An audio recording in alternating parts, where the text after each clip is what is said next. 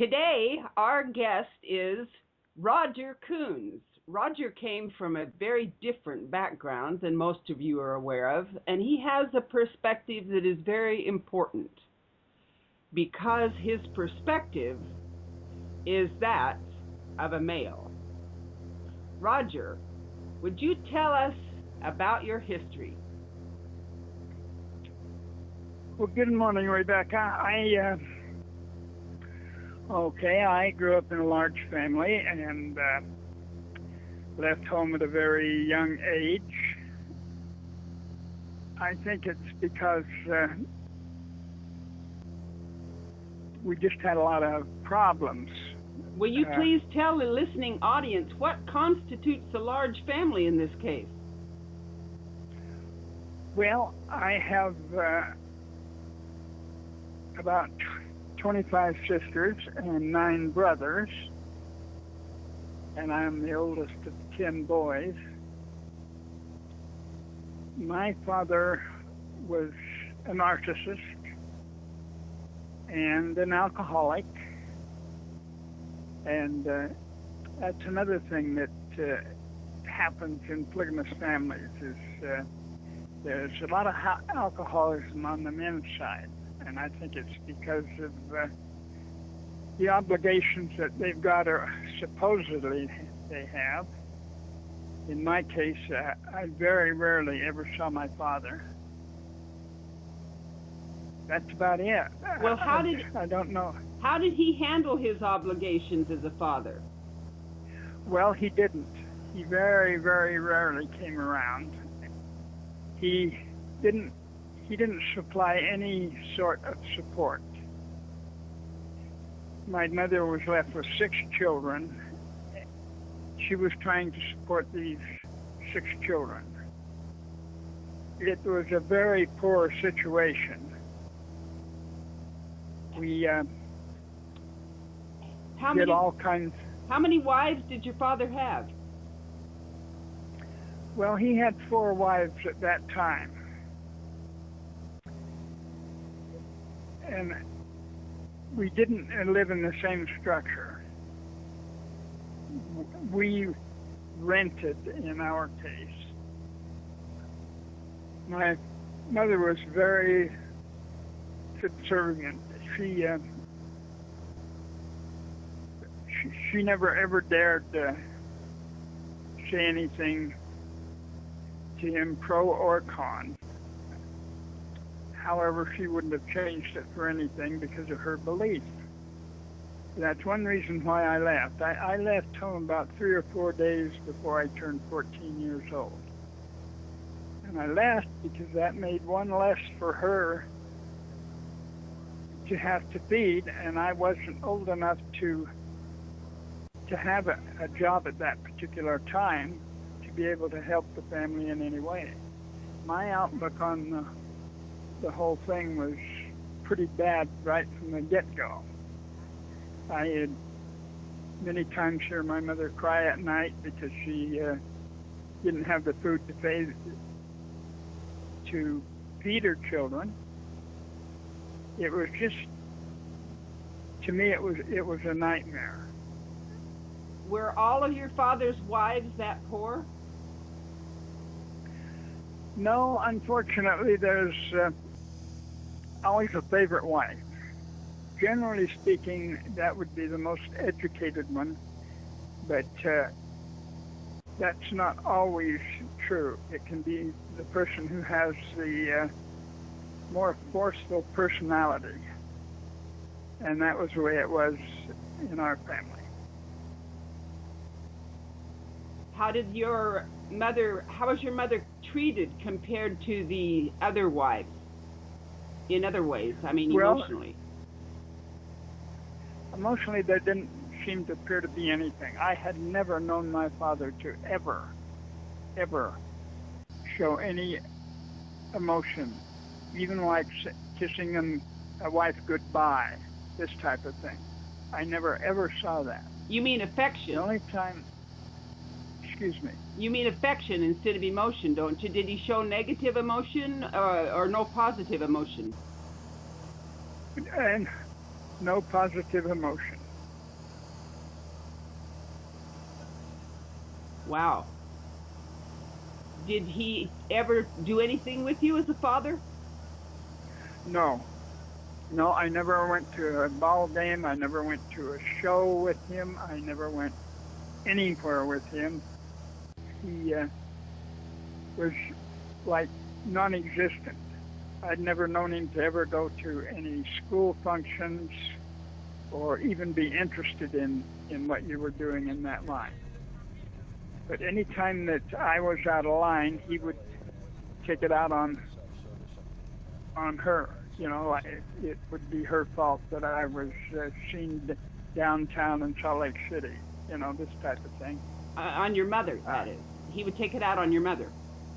Yes, but he was pretty tough on me too. I had a razor strap used on me many times, and how that worked out is my mother. If I did something my mother wasn't pleased with, she'd say, "Well, I'll have your father take care of that when he comes."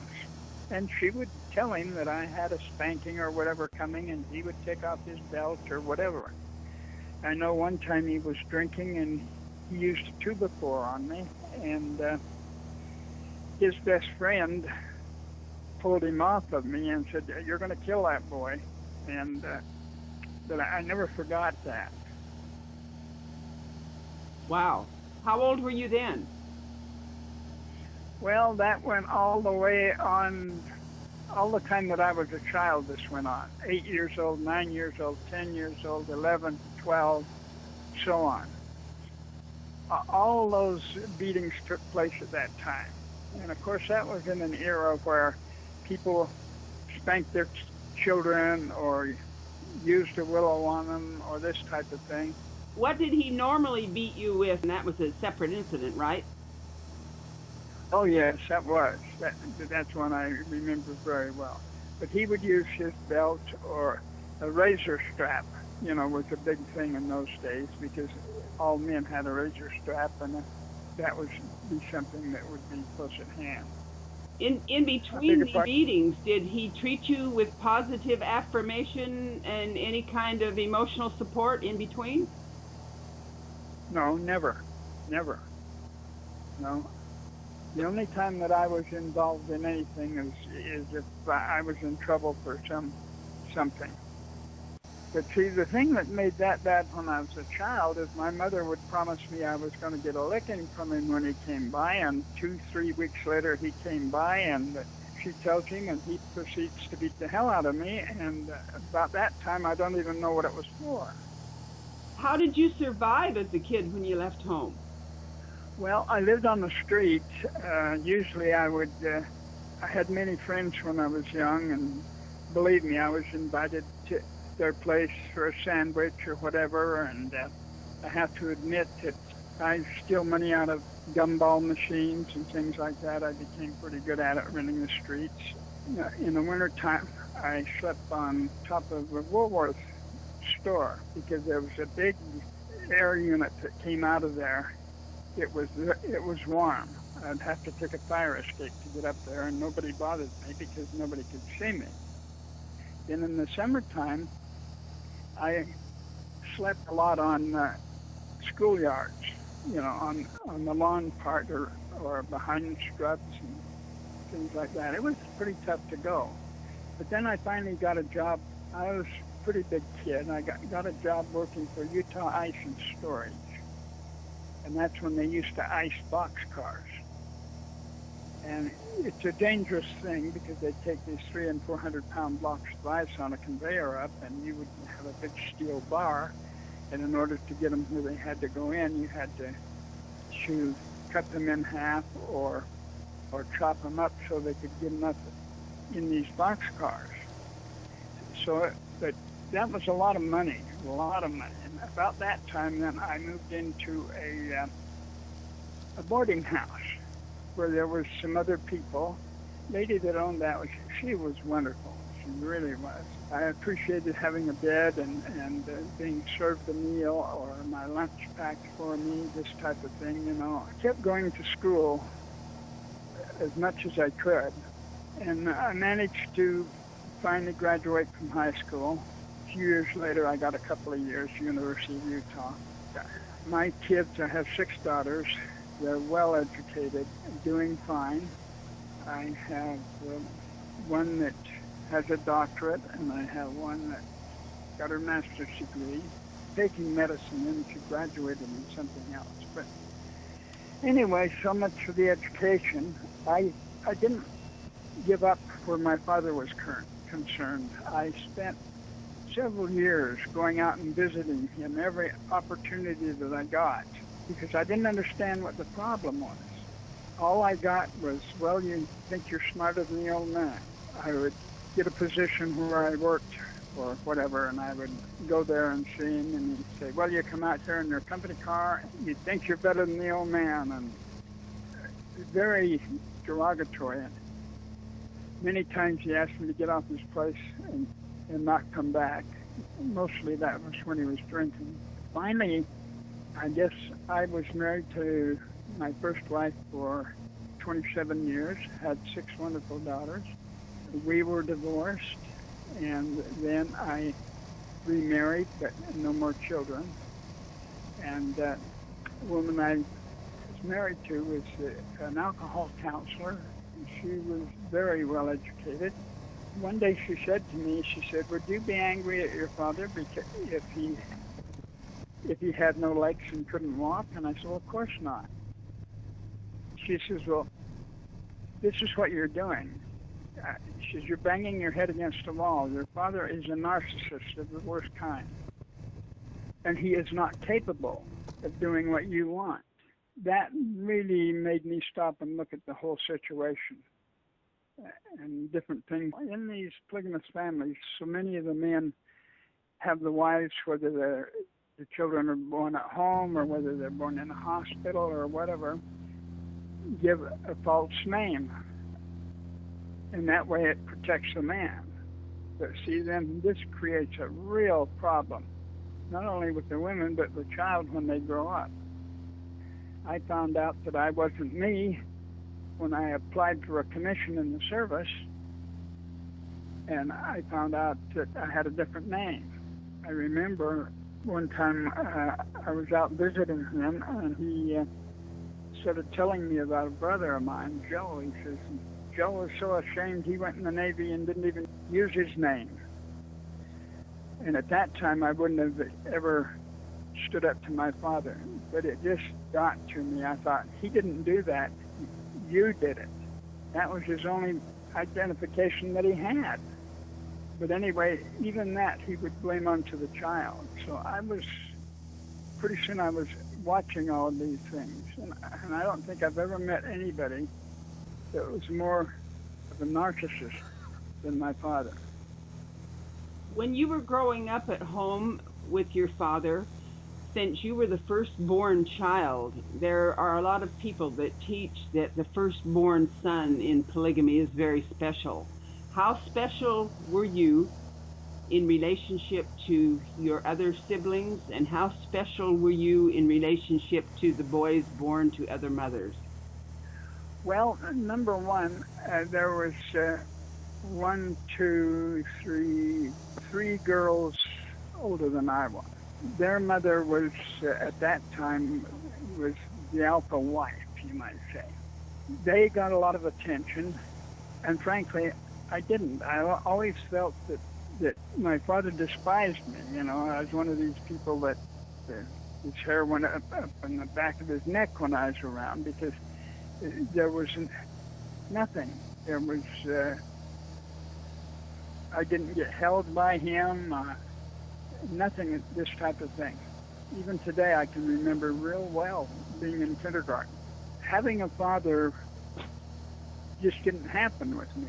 That's what it amounted to. And of course, the girls were special. I don't know how else to explain it, but that's the way it worked. Were the other boys, your other brothers that came along, did you have any superiority over them, being the oldest boy? No, not really. Not within the family. None of them were treated like I would say, a normal child. In fact, it can really affect your ego. I remember when I was running the street, you know, we had some boys and girls clubs in Salt Lake, this type of thing. And if I went there with a couple of friends, I didn't know that I was allowed to go in that building. And in all seriousness, I would wait outside till they came out. And, you know, feeling I would just create a problem. And I didn't know that. I mean, I became an adult before I found out what those boys and girls clubs are all about. I had nobody to discuss these things with. I had no mentor in any way, shape, or form. My mother's hands were always full and trying to do the best she could, and it was never enough. It really wasn't. What was the physical and emotional health of your mother most of the time? It was bad. My mother, I think, had a problem because she many times would go to bed for a week or two, and just like she was on her deathbed, my grandmother would step in and take care of the children. And this was a repetitive thing off and on. In fact, my mother died at the age of 59, and I felt that she just worked herself to death. Wow. Now, Roger, did you grow up in an isolated polygamist cult, or where did this take place? Oh, this took place right in Salt Lake. We didn't live in a compound like most of the polygamous people do. You know, they go either move out and start an organization somewhere. The only time we would go to a church or something like that, and all these polygamous people would meet at a certain place. So you got to knowing a lot of these people, and as I got older, I found that I could go down to Arizona, I could go anywhere and go into these polygamous groups where they had them, because I was no threat to them. They knew who I was. They knew that I was damned and going to hell. If I look back on it, it was quite something, because they don't associate with outsiders.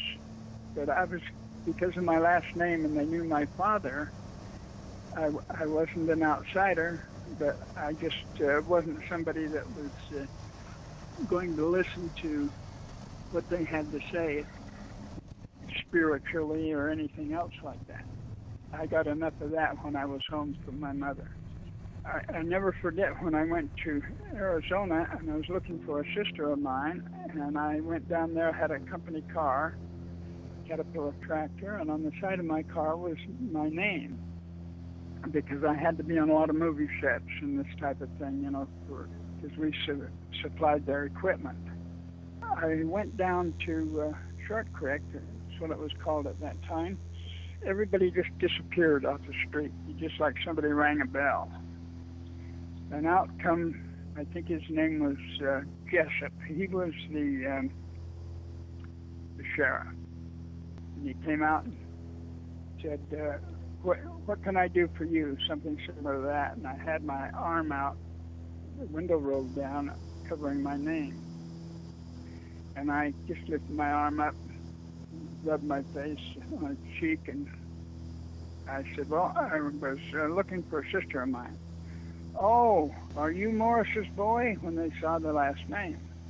And I said, yes, I am. Oh, well, go right down here 2 blocks and turn left. And if she's not there, she'll be over at the academy. Now, the academy was like a school, but they had a little convenience store in there. As soon as he let me go there, people started mingling on the streets like somebody rang a bell and they could come out. And that really surprised me. I could come and go in each and every one of them, but there was a lot of groups. There still is a lot of groups. I think the one that my mother belonged to, of course, was the Allred group. Her brother was a doctor, and he was, of course, their prophet, seer, and revelator. You mentioned Short Creek. Can you tell us what the name of the Short Creek is today? Is that Oh, Colorado City or Hillsdale, or is it both? that is Colorado City. Several $1 million over a period of time has gone into Short Creek, and then it became Colorado City, and Hillsdale is just one step over across the border. The All Red group is now called the Apostolic Brethren, and the current leader is Lemoyne Jessup. Is that right? Yes, it's Lemoyne Jessup. It was my beloved uncle who was Owen Allred. Reuben Allred was their prophecy and revelator until, of course, another cult in our family had a little blood atonement and they killed him. And that's another story. Isn't it true that the women marry into all kinds of these polygamous groups back and forth that are related? Isn't it true that Yeah, you have sisters and half sisters that are in the Mexico group, the LeBaron group, that you have the sisters that are in the Montana group, in All Red group, and isn't it true that you have half sisters in the group down in Short Creek that was run by Warren Jeffs? Isn't it true that you have relatives in most of these groups? yeah, even up in Canada. You're absolutely right. Well, that's a good point. But see, one of these leaders claims he's a reincarnation of Joseph Smith, and it gets a little wild. And so I don't think those groups, the two groups down there, are they're just not on the right list, I think, with the rest of them. Well, of course, they're all competitive. That's what makes the rival cult. Oh yeah, yeah.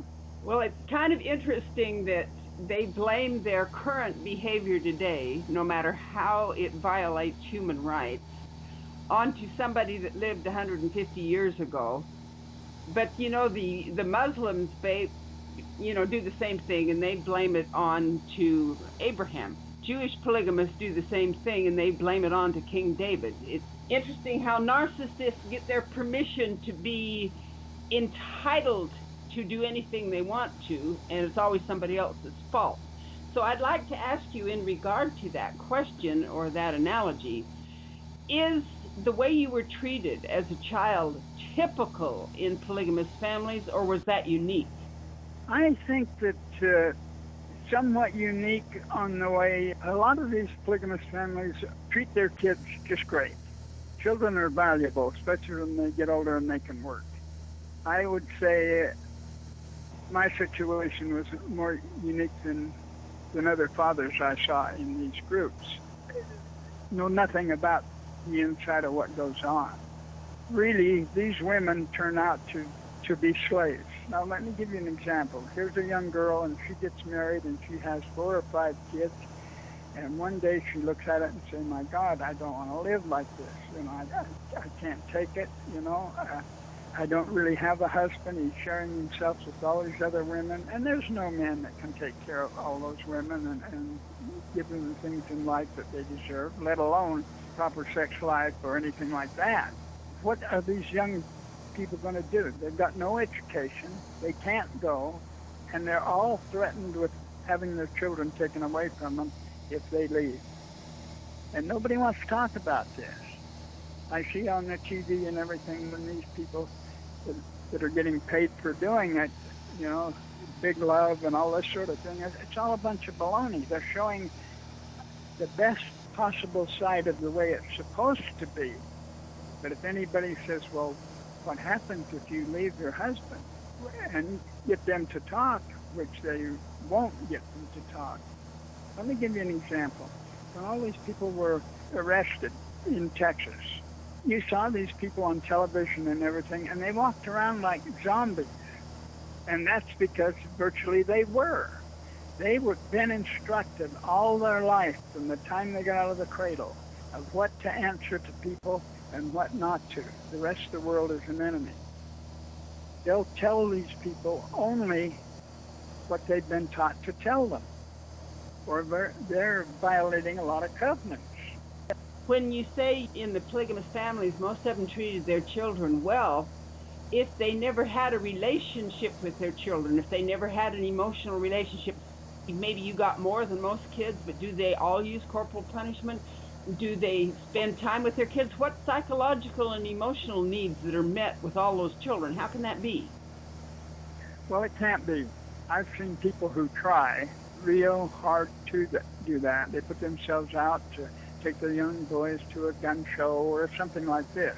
I've seen that. Those things never happened with me. It depends entirely on their father of what they're willing to do and how much they're willing to go out of their way. When you stop and think about it, it's bad enough in this day and age to take care of a family with a half a dozen kids and see that they get their schooling. So you can see what these men are up against. But it's the women and children that suffer, absolutely suffer. They teach the boys the same thing. Now, here what they had out of Short Creek down there, Colorado City, is Jess and those people, as these boys matured, they were taught construction and things like that. And then they had to spend a couple of years on a work mission. That means they go work for somebody for free, and it's usually somebody high up in the church or something like that. If they happen to take a shine to a young lady or anything, they can be enticed with, well, we may give you permission to marry her. But I've seen more than one case where these young boys, they've said, well, you haven't been good enough, you've got to spend 2 more years on a work mission. And so a lot of them were disappointed and so on, but in things that happened, that work mission was really another form of slavery as far as I'm concerned. Well, it is. If they work for nothing, did they get their wife in the end? I've been told that some of them worked to get their wife and never got her because they had the wrong last name, or they got the... Oh, absolutely, absolutely. Lots of religious politics there.